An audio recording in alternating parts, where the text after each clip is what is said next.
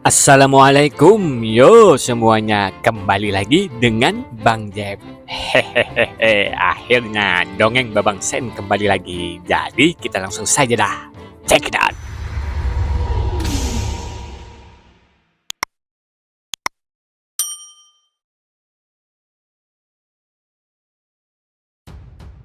Sebelumnya, setelah para peneliti menemukan lagi pintu atau gerbang kristal hitam, dan kali ini polanya membuat para peneliti sangat bersemangat, terutama Prof. Limingtang.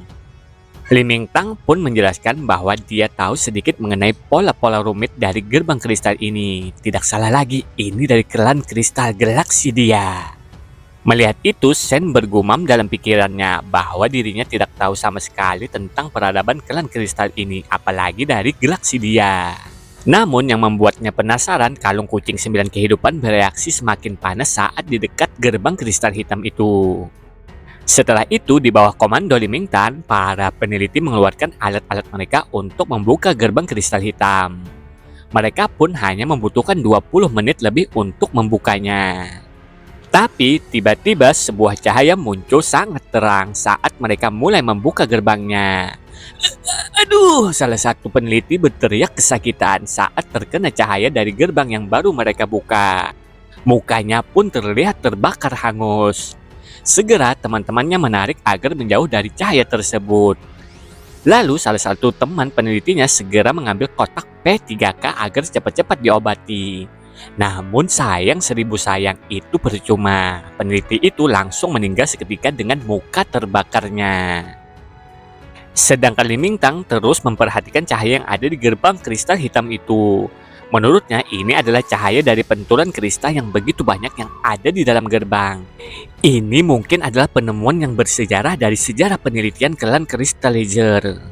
Ayo kita bersiap. Siapa saja yang telah berhasil berlatih mikrokristal harus mengikuti saya untuk pergi ke dalam dan mencari harta karun di sana, ucap Limingtang dengan semangatnya. Mendengar penuturan Prof. Limingtang, Jianran pun langsung bertindak menghentikan dan mengatakan, "Maaf Profesor, kita tidak bisa masuk ke dalam. Kita harus mematuhi peraturan karena reruntuhannya ada di sini dan tidak akan kemana-mana. Jadi ketika kita sudah keluar dan mendapat koneksi dari kapal Daphne, kita akan kembali lagi ke sini." Melihat Jianran menghentikan Prof. Limingtan, Wang Hao pun langsung berujar, "Prof, sudah kubilang dari dulu kalau kita harus menyingkirkan wanita ini. Kalau tidak, dia pasti akan menghancurkan rencana kita." Wang Hao pun segera dengan gerakan wush, wush, wush ingin menyerang Jianran menggunakan pedang jiwa bisnya. Dengan sigap, Sen menangkis serangan Wang Hao yang ingin menebas ayangnya itu dengan belati andalannya. Sedangkan para peneliti yang lain juga segera menggunakan jiwa bisnya, lalu menyerang dengan ganasnya. Tapi Sen dengan wush berhasil menghindari serangan dari peneliti itu dan berhasil mendekat sambil menodongkan belatinya ke leher peneliti. "Kalian semua jangan bergerak kecuali ingin melihat teman kalian terbunuh," ujar Sen. Namun dengan sangat cepatnya Wang Hao langsung menebas temannya sendiri menjadi dua bagian, lalu menyerang Han Sen membabi buta dengan pedang jiwa bisnya. Sen terus saja menangkis serangan Wang Hao dan tak diduga-duga belati kesayangan Han Sen patah menjadi dua akibat ditebas pedang jiwa bis Wang Hao. Bahkan dahi Sen tersayat oleh pedangnya Wang Hao, walau lukanya tidak dalam tapi darah mengalir di dahinya. "Kau sudah berakhir, kau akan kuhabisi," ucap Wang Hao menatap remeh Sen. Namun Sen tidak terpengaruh sedikit pun dengan situasinya. Malah Sen terlihat sangat marah karena belati kesayangannya patah menjadi dua bagian. Dan itu membuat Sen sangat menyesal karena Sen tidak pernah mendapat kerugian seperti ini untuk waktu yang lama. Lalu Sen membalas ucapan Wang Hao tadi, "Tidak semudah itu kau bisa menghabisiku." Sen pun langsung menyerang Wang Hao dengan pukulannya sambil menghindari serangan pedang jiwa bisnya Wang Hao. Di sisi lain, Jianran tengah dikeroyok para peneliti. Walau para peneliti terlihat serius melawan Jianran, namun mereka tidak berniat untuk menghabisi Jianran, tapi berniat untuk menangkap Jianran menjadikannya sandera. Karena kalau Jianran menjadi sandera, Wang Hao tidak perlu susah-susah lagi menghadapi Sen. Namun namanya juga sang MC kita, dia sudah mempersiapkan sesuatu, lalu menggunakan batu roh untuk mengkuciosi sang Eb bangsawan. Dengan segera Eb bangsawan menangkis serangan para peneliti dengan tombaknya yang ingin menyerang Jianran. Melihat itu, para peneliti terkejut dan berujar, "Hah? Apa ini Eb bangsawan?" Dengan adanya Eb bangsawan di dekat Jianran, para peneliti pun tidak bisa mendekat. Lalu Sen mengkuciosi si singa emas dan si burung pinik dan memerintahkan bangsawan yang Sen panggil Snow Charmer untuk membawa Jianran pergi menjauh. Snow Charmer menaiki si singa emas lalu ingin membawa Jianran naik bersamanya untuk menjauh dari pertempuran. Namun sayang, sebelum Snow Charmer memegang tangan Jianran, tiba-tiba ada seseorang yang bergerak sangat wus wus wus dan langsung menangkap Jianran dan menodongkan senjatanya ke Jianran. Jianran pun sangat terkejut saat menyadari orang yang menangkap dan menodongkan senjata adalah Prop Limingtang. Limingtang pun langsung berujar, "Kapten, aku tidak bermaksud untuk menjadi musuhmu ataupun musuh keluarga Jimu. Namun aku hanya ingin kau bekerja sama. Setelah mendapatkan harta karunnya, maka aku akan melepaskanmu." Lalu Limingtang melihat ke arah Sen dan lanjut berujar bahwa hal ini juga berlaku pada Sen. Jika Sen mau bekerja sama, maka Sen tidak akan dihabisi. Setelah itu, Sen bisa pergi bersama Jianran. Sen yang mendengar hanya diam tak menjawab. Namun dengan cepat Sen bergerak ke arah gerbang kristal hitam dan memasukinya. Melihat itu, Wang Hao sadar Sen sudah berlatih dan menguasai mikro kristal. Dikarenakan Sen saat memasuki gerbang kristal hitam tidak terluka bakar sama sekali dan itu membuat Wang Hao dan yang lainnya terkejut. Sedangkan Sen yang sudah memasuki gerbang kristal hitam merasakan matanya tertusuk-tusuk oleh cahaya yang sangat terang. Menurut Sen yang tengah di balik gerbang berpikir, mereka semua pasti tidak menyadariku di sini karena cahaya yang menyilaukan ini. Lalu Sen mengeluarkan cermin kecil dan melihat dirinya di sana, lalu mengkuciosi kesatria hitam menggunakan teknik doppelgangernya yang layaknya Kage Bunshin. Sementara itu di sisi Limingtang yang tengah membagi timnya menjadi dua, satu untuk menjaga Jianran di luar, sedangkan yang satunya mengikutinya untuk masuk ke gerbang kristal hitam. Karena Limingtang dan Wang Hao melihat Sen tengah berlari masuk lebih dalam, jadi mereka khawatir kalau Sen menemukan harta karunnya terlebih dahulu. Limingtang, Wang Hao dan lainnya segera masuk dan mengejar Sen. Tapi ternyata yang Limingtang dan Wang Hao kejar adalah Bunshinnya Sen, sedangkan Sen yang asli masih bersembunyi di balik gerbang kristal hitam.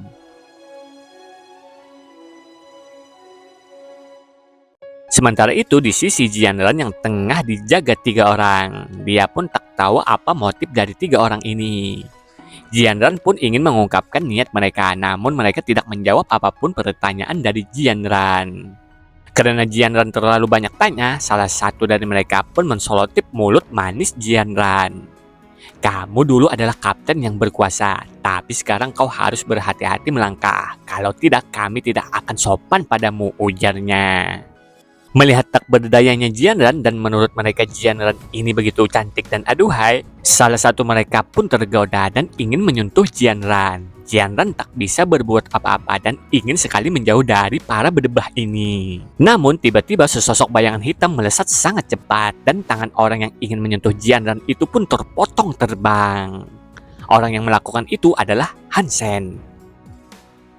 Lalu para peneliti sisanya dipukul pingsan oleh Snow Charmer yang sudah Sen kuciose. Menyadari Ayang Sen menyelamatkannya, Jianran pun bertanya, kenapa Sen bisa ada di sini dan di mana Prop Limingtang dan yang lainnya. Mendengar itu, Sen menjawab bahwa dirinya mana mungkin meninggalkan Jianran di sini dan berada di tempat lain. Sen pun sambil membelai Jianran penuh kasih sayang. Lalu Sen melanjutkan bahwa Prop Limingtang dan yang lainnya sudah memasuki area inti, jadi untuk sementara mereka tidak mungkin keluar dalam waktu dekat. Setelah mendengar itu, Jianran pun menghampiri peneliti yang pingsan dan membangunkannya, lalu menodongkan senjatanya ke peneliti sambil berucap, "Jawab pertanyaanku, kalau tidak kau akan tahu akibatnya." Peneliti itu pun tak menjawab, hanya tersenyum aneh. Setelah itu darah keluar dari mata, hidung, telinga, dan mulutnya. Melihat itu, Jianran dan Sen terkejut, karena menurut mereka berdua, semua orang pasti takut mati dan berjuang untuk hidup walau hanya mempunyai sedikit kesempatan. Namun peneliti ini berbeda, dia malah langsung menggunakan racun dan menghabisi dirinya sendiri tanpa ragu. Ini sungguh tidak normal. Limingtang dan yang lainnya benar-benar sangat aneh. Aku ingin tahu apa yang sebenarnya yang mereka incar, gumam Jianran dalam pikirannya. Sementara itu, Sen menggeledah barang-barang yang ada di pakaian para peneliti. Menurut Sen tidak ada hal-hal mencurigakan, bahkan mereka tidak banyak membawa barang pribadi. Pada dasarnya ada semua alat yang mereka gunakan untuk penelitian. Namun satu hal yang membuat Sen tertarik adalah para peneliti memiliki banyak jenis kartu kristal. Ada kartu chip memori, ada kartu kredit, dan ada juga kartu akses dan izin kerja. Bahkan ada kartu anggota dari berbagai perusahaan.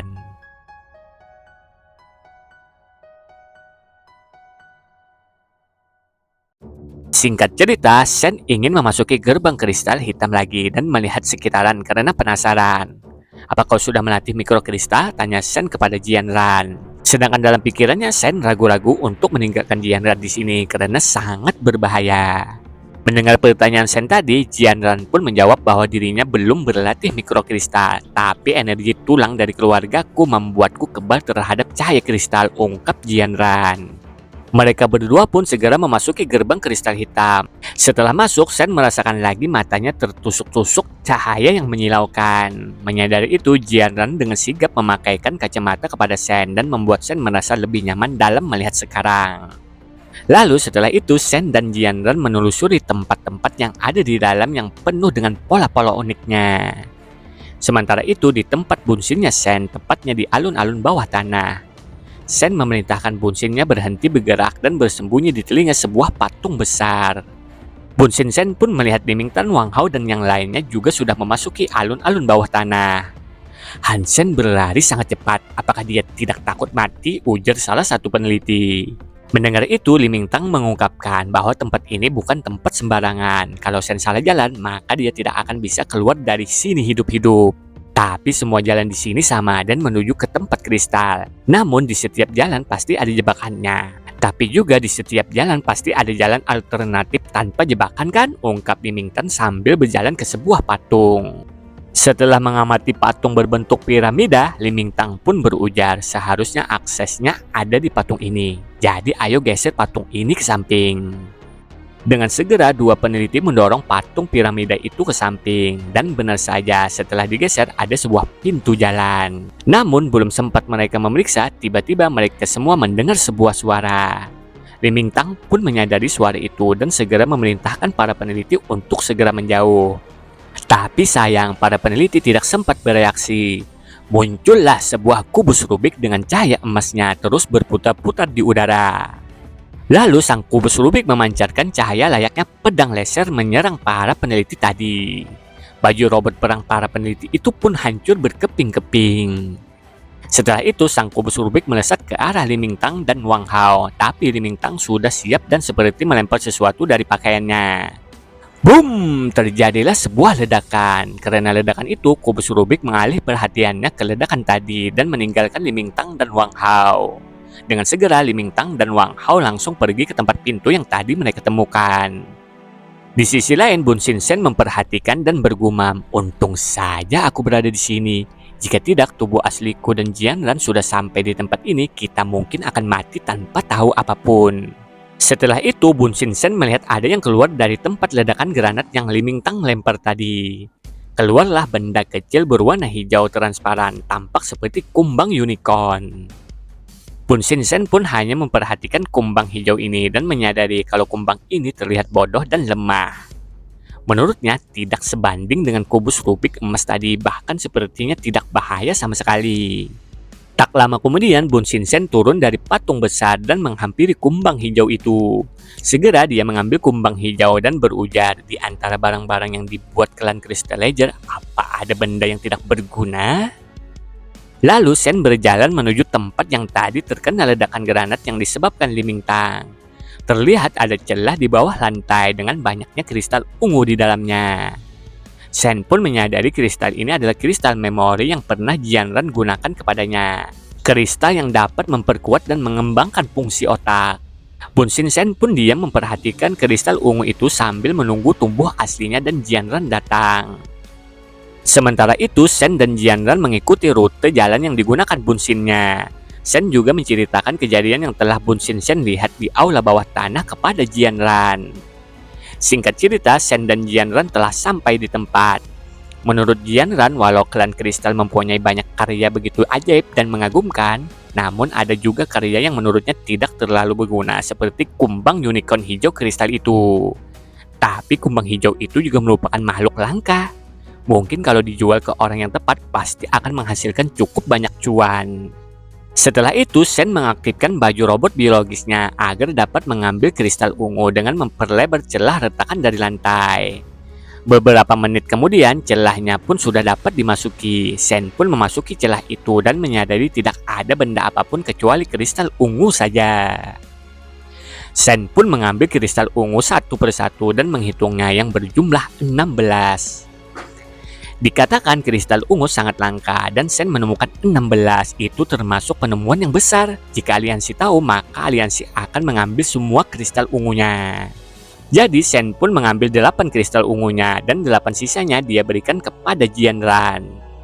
Setelah Sen sudah mengambil semua kristal ungu, Sen dan Jianran pun melihat sebuah terowongan. Karena mereka tidak tahu apa-apa mengenai terowongan itu, Sen segera mengkucilkan Snow Charmer untuk memastikan keadaannya di dalam. Ternyata di dalam sana hanya tempat kosong dan tidak ada apapun. Namun Snow Charmer menemukan sebuah terowongan lagi menuju ke tempat lain. Sen pun terlihat ragu-ragu dengan keadaannya saat ini. Dia pun dengan segera menggunakan doppelgangernya lagi dan membuat bunsinnya berjaga-jaga di luar, tepatnya di telinga patung besar. Sedangkan Sen dan Jianran memasuki ruangan lain menggunakan terowongan. Setelah merangkak beberapa saat, mereka berdua pun telah sampai di sebuah ruangan yang penuh dengan lemari loker kristal hitam di kanan kiri mereka. Melihat itu, Jianran menyadari lemari loker kristal ini sangat mirip dengan lemari penyimpanan harta karun yang dulu pernah ditemukan. Namun ruangan ini sangat berbeda dengan ruangan harta karun sebelumnya. Tapi aku juga tidak yakin bagaimana ruangan ini bisa terhubung dengan ruangan bawah tanah. Oleh karena itu, aku tidak dapat memastikan apakah ini ruangan harta karun atau tidak, ungkap Jianran. Mendengar itu, Sen pun memerintahkan Snow Charmer untuk membuka salah satu lemari loker dan memastikannya. Saat dibuka Snow Charmer, lemari itu terlihat kosong. Karena Sen tidak ingin rugi dan tidak mendapatkan apa-apa, Sen pun terus memerintahkan untuk membuka semua lemari loker kristal hitam itu. Setelah membuka banyak lemari, pada akhirnya Snow Charmer menemukan sebuah lemari yang memancarkan sebuah cahaya. Sen pun sangat bersemangat dan segera mendekat. Terlihat ada sebuah kristal emas sebesar bola pingpong yang begitu menawan. Jianran yang melihat pun tahu bahwa ayahnya Sen tidak tahu mengenai kristal ini. Dia pun lalu menjelaskan bahwa kristal ini adalah kristal yang tidak aktif. Kristal ini mirip kristal kubus Rubik yang kau lihat tadi, walau ini tidak aktif, ungkap Jianran. Itu tidak akan menyala kan? Tanya Sen ke Jianran. Jianran pun tersenyum dan menjawab tentu saja tidak. Kristal yang disimpan tidak mungkin aktif sebelum diaktifkan orang Crystallizer. Namun tidak mungkin juga menemukan Crystallizer di sini. Mendengar itu, Sen sangat senang dan segera memasukkan kristal emas itu ke sakunya. Dengan ditemukannya kristal emas, Sen sangat termotivasi dan meminta Snow Charmer membuka lagi semua lemari loker kristal hitam yang tersisa. Snow Charmer pun menemukan kristal putih. Sen pun menatap Jianran bingung. Jianran pun tanpa pikir panjang lagi menjelaskan bahwa ini adalah kristal putih memori. Di dalamnya terdapat banyak data-data mengenai klan kristal. Jika seseorang mempunyai mental yang kuat, dia pasti dapat mengetahui semua isi dalam kristal putih ini. Tapi sayang saat ini level manusia belum bisa melakukannya dan hanya bisa mendapatkan sebagian informasi dalam kristal putih memori ini. Mendengar penjelasan Jianran, Sen pun tanpa ragu mengambilnya dan memasukkannya lagi ke sakunya. Tapi tiba-tiba Sen mendengar sesuatu jatuh. Terlihat dari atas, bola kristal seukuran bola pingpong berjatuhan sangat banyak. Sen dan Jianran pun sadar bahwa itu adalah kristal parasit. Segera mereka lari dari kristal parasit itu. Sen pun menggenggam tangan Jianran menuju pintu untuk kabur. Menurut Sen, walau kristal parasit ini dapat dihancurkan, namun akan sulit kalau sebanyak ini. Lebih-lebih kalau tersentuh kulit, kristal parasit akan menyebar ke seluruh tubuh dan itu akan sangat berbahaya. Sen pun sangat kesal dengan keadaannya saat ini karena dia dan Jianran sangat dekat dengan inti reruntuhan klan kristal. Kalau salah jalan, habislah mereka. Untuk itu, Sen mengkucilkan serigalanya agar mencari jalan keluar. Tapi sayang, sungguh sayang, tiba-tiba kubus Rubik muncul dan membelah serigala putih milik Hansen menjadi dua. Sen pun sangat terkejut dibuatnya. Namun Jianran dengan cepat memanggil Hansen untuk mengikutinya karena Jianran menemukan jalan lain agar tidak berhadapan dengan kubus Rubik emas. Tapi kubus Rubik dan kristal parasit tetap mengikuti mereka yang tengah berlari wus. Saat mereka sudah berlari jauh, mereka berdua menemukan jalan buntu. Sen pun sadar saatnya dia memperjuangkan hidupnya. Sen pun mengambil senjata dan menembaki kristal parasit, begitu juga dengan Jianran. Sayangnya senjata yang mereka gunakan tidak terlalu berguna. Karena saat mereka memecahkan beberapa kristal parasit, malah kristal parasit makin menggila untuk menyerang mereka berdua. Sesaat kristal parasit ingin menempel ke kulit mereka berdua, Shen dengan segera melempar sebuah granat. Sebelum granat meledak, Shen melindungi Jianran dengan badannya. Boom! Granat pun meledak, membuat kristal parasit hancur, sedangkan Shen dan Jianran terperangkap di ruangan yang begitu sempit dengan posisi yang sangat disukai Shen. Namun menurut Shen bukan saatnya untuk bermesraan, lebih baik dia menyelamatkan hidup mereka terlebih dahulu. Shen pun dengan segera menggunakan es jet skin-nya untuk menghancurkan dinding kristal ini. Menurut Shen, kalau mereka berdua dapat menghancurkan dinding kristal ini, maka hidup mereka akan selamat. Shen pun mulai memukul-mukul dinding kristal itu, namun hanya memberikan sedikit goresan kecil. Jianran pun tak tinggal diam dan mengungkapkan bahwa dia memiliki jiwa bis belati dari Suaka Dewa kedua dan mencoba menggunakannya untuk menghancurkan dinding kristal dengan cara menusuk-nusuknya. Tapi sayang, Jianran tak dapat menggerakkan belatinya dengan leluasa dikarenakan ruangannya begitu sempit. Setelah beberapa lama, Jianran hanya dapat meninggalkan sedikit goresan-goresan kecil dengan belatinya itu. Shen pun menghentikan Jianran dan ingin mencoba lagi dengan tinju jet skin-nya dengan sekuat tenaga ditambah dengan teknik yin yang blast-nya yang dapat digunakan di ruangan sempit. Pada akhirnya Shen dapat membuat retakan di dinding kristal. Tanpa pikir panjang lagi, Shen terus saja meninju dinding kristal itu. Akhirnya Shen dapat menghancurkan dinding kristalnya, walau tangannya hampir patah karena menggunakan teknik es jet skin yang berlebihan. Melihat tangan Shen yang hampir patah dan berdarah-darah, Jianran sangat khawatir dan tak bisa berkata apa-apa sambil menangis dan memegang lembut tangan Shen. Setelah itu, ternyata mereka sudah berada di ruangan yang penuh kristal di atas mereka yang berkelap-kelip berwarna merah. Shen yang melihat pun merasa tak asing dengan kristal ini, dan benar saja kristal ini adalah kristal simulasi yang mulai men-scan tubuh Han Sen dan Jianran. Kristal itu pun mulai jatuh membentuk tubuh Han Sen dan Jianran. Melihat itu, Shen dengan segera menyerang kristal-kristal itu sebelum para kristal men-scan sempurna kemampuan mereka. Shen pun dengan satset menghancurkan kristal simulasi itu dengan mudahnya. Melihat aksi ayangnya yang begitu keren, Jianran pun dibuat terkagum-kagum. Menurutnya dengan latar belakang keluarganya, Jianran sudah banyak melihat banyak talenta hebat. Namun dengan hal keefektifan penggunaan kekuatan, Han Sen jelas termasuk 5 teratas dalam evolusi. Selain itu, para jenis itu semuanya selebritas dan keturunan di aliansi. Jianran pun hanya melihat satu orang dengan latar belakang biasa dan mempunyai kemampuan luar biasa, yaitu kekasih hatinya, Han Sen. Lagi asik-asiknya bermesraan, mereka berdua pun mendengar sebuah suara di balik pintu gerbang. Saat gerbang terbuka, muncullah seseorang yang ternyata Li Mingtang yang tengah menatap Shen dan Jianran. Melihat itu, Shen sangat waspada, melihat sekitaran dan tak melihat Wang Hao sama sekali. Namun Shen menyadari Li Mingtang terlihat terluka, namun tak membuat kewaspadaan Shen berkurang terhadap Li Mingtang. Li Mingtang pun lalu mengajak Shen untuk bekerja sama menelusuri runtuhan, karena Li Mingtang sangat kagum dengan kemampuan Shen. Dia pun berujar bahwa dia dan Wang Hao saat ini terpisah karena ada sebuah insiden terjadi dan dia juga tidak tahu apakah Wang Hao masih hidup atau sudah is dead. Namun yang pasti kalau Han Sen dan Jianran mau bekerja sama, maka tidak akan ada kerugian, ungkap Li Mingtang. Ternyata Li Mingtang ini menguasai teknik seni Hypergen Super Body Diamond. Dikatakan teknik ini adalah teknik kuno yang legendaris. Tidak hanya kuat, mempelajarinya pun sangat-sangat sulit. Lalu Li Mingtang pun mengungkapkan tujuannya ke reruntuhan ini, bahwa dirinya sedang mencari kunci yang dapat mengendalikan semuanya yang ada di planet kristal ini. Setelah lama berbincang-bincang, Shen dan Jianran pun setuju untuk bekerja sama dengan Prof Li Mingtang. Segera mereka pun menelusuri reruntuhan yang dipimpin oleh Li Mingtang yang sangat hati-hati sehingga tidak akan memicu aktifnya mekanisme pertahanan yang ada di reruntuhan yang sedang mereka jelajahi. Singkat cerita, mereka telah sampai di sebuah jurang yang sangat dalam yang tampak tak berdasar. Dari jauh mereka pun dapat melihat sebuah kastil yang sangat besar yang sepertinya dirancang untuk makhluk raksasa. Ayo kita lewati jurang ini dan akan tiba di inti kerajaan Klan Kristal, ucap Li Mingtang. Mendengar itu, Shen berujar, bisakah kita terbang ke sana?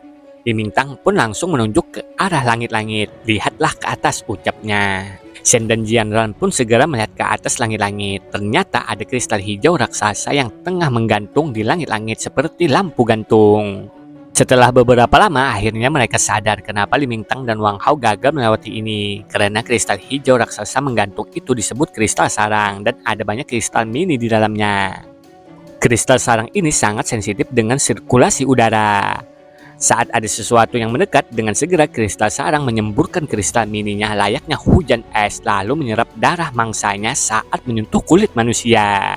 Bahkan teknik super gen diamond legendarisnya Li Mingtang saja tak sanggup menahannya. Lalu Li Mingtang memberitahukan kepada Shen dan Jianran cara melewati kristal sarang ini.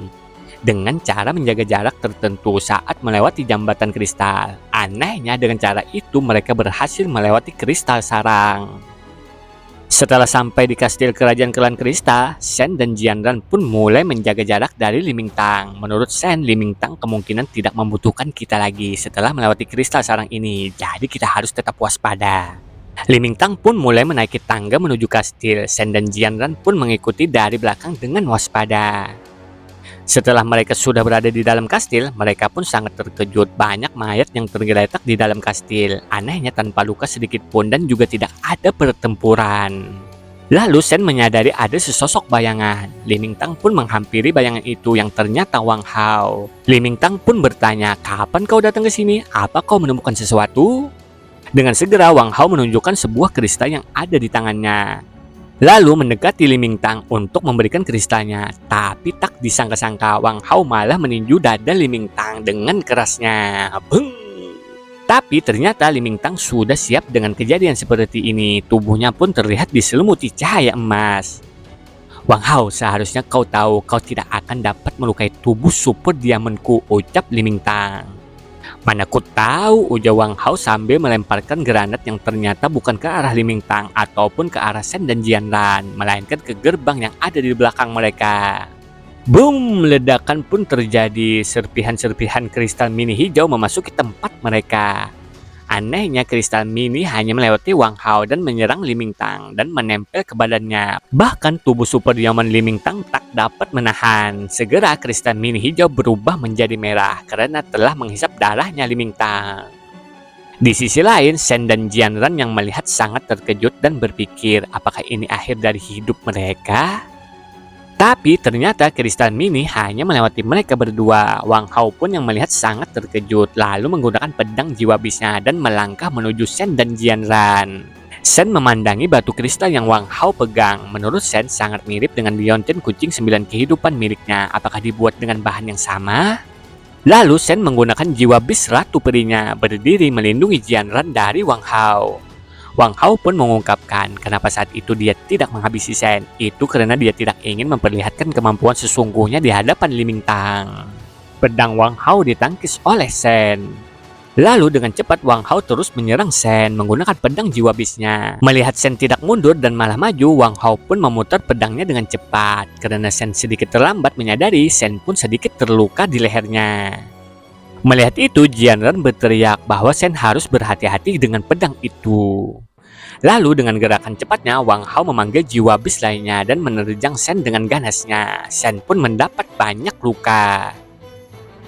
Melihat Shen kewalahan menghadapi Wang Hao, Jianran pun segera memanggil belatinya untuk membantu Shen. Walau hidupnya jadi taruhan, dia tidak bisa diam saja melihat Han Sen. Namun Shen berteriak bahwa Jianran jangan ikut bertarung sambil Shen menahan serangan Wang Hao dengan susah payah. "Jangan terburu-buru, kalian berdua juga akan kuhabisi nantinya," ungkap Wang Hao percaya diri dengan pedang kembarnya. Shen pun lalu menggunakan teknik yang dia pelajari dari Queen. Serangan demi serangan Wang Hao pun dapat dibaca dengan mudah oleh Shen. Padahal serangan Wang Hao ini adalah serangan terbaik dari yang terbaik, namun dengan mudahnya dihindari dan itu membuat Wang Hao sangat geram. Wang Hao pun tak habis cara dan langsung menggunakan kristalnya, menaruhnya di jidatnya. Sebuah cahaya merah pun memancar dan Wang Hao seperti memerintah kristal mini hijau untuk menyerang Shen. Melihat itu, Shen sangat terkejut bahwa Wang Hao menggunakan kristal merah itu untuk mengendalikan kristal lainnya. Sesaat para kristal mini ingin melahap Shen. Sebuah suara dari balik saku Shen berbunyi dan membuat mini kristal hijau diam membeku. Setelah itu para mini kristal hijau bergerak lagi dan mulai menyerang dan kali ini yang mereka serang adalah Wang Hao. Wang Hao yang melihat para kristal mini hijau menyerang dirinya sangat terkejut dan mencoba mengendalikan mini kristal hijau dengan kristal merahnya. Tapi sayang tidak bisa, Wang Hao pun dilahap oleh para mini kristal hijau. Wang Hao pun berguling-guling menjerit kesakitan. Setelah itu berhenti bergerak, darahnya pun sudah dihisap habis dan menjadi kering. Melihat kejadian itu, Shen dan Jianran pun sangat terkejut dan bertanya-tanya apa yang sebenarnya terjadi. Lalu Shen mengeluarkan dari sakunya kumbang unicorn hijau. Shen tak menyangka kumbang hijau ini akan berguna di saat-saat genting, walau sebelumnya dianggap tidak berguna. Setelah itu, Shen berjalan ke tubuh Wang Hao dan mengambil kristal merahnya. Liontin kucing 9 kehidupan pun bereaksi, namun saat didekatkan satu sama lain tidak ada hal apapun yang terjadi. Dan itu membuat Shen sangat bingung. Lalu Shen pun meletakkan kristal merah di dahinya seperti yang dilakukan Wang Hao. Shen pun merasakan sekujur tubuhnya hangat layaknya saat menggunakan kristal penguat otak, namun tidak ada efek sengatan sekalipun. Tiba-tiba batu kristal merah meleleh memasuki otak Shen. Melihat itu, Jianran sangat khawatir. Apakah Shen baik-baik saja? Shen pun berujar bahwa ini tidak apa-apa, dia baik-baik saja. Setelah itu, Shen menggeledah tubuh Wang Hao dan menemukan kartu merah yang berlogo mirip liontin kucing 9 kehidupan miliknya. Lalu Shen menggeledah tubuh Liming Tang dan tidak menemukan kartu yang sama dengan milik Wang Hao. Singkat cerita, Shen dan Jianran pun mulai bergerak lagi untuk kembali. Saat di perjalanan, para kristal parasit dan kubus Rubik tidak berani mendekati Shen dan Jianran diakibatkan ada kumbang unicorn hijau. Akhirnya, Shen dan Jianran pun dapat kembali ke kapal Daphne.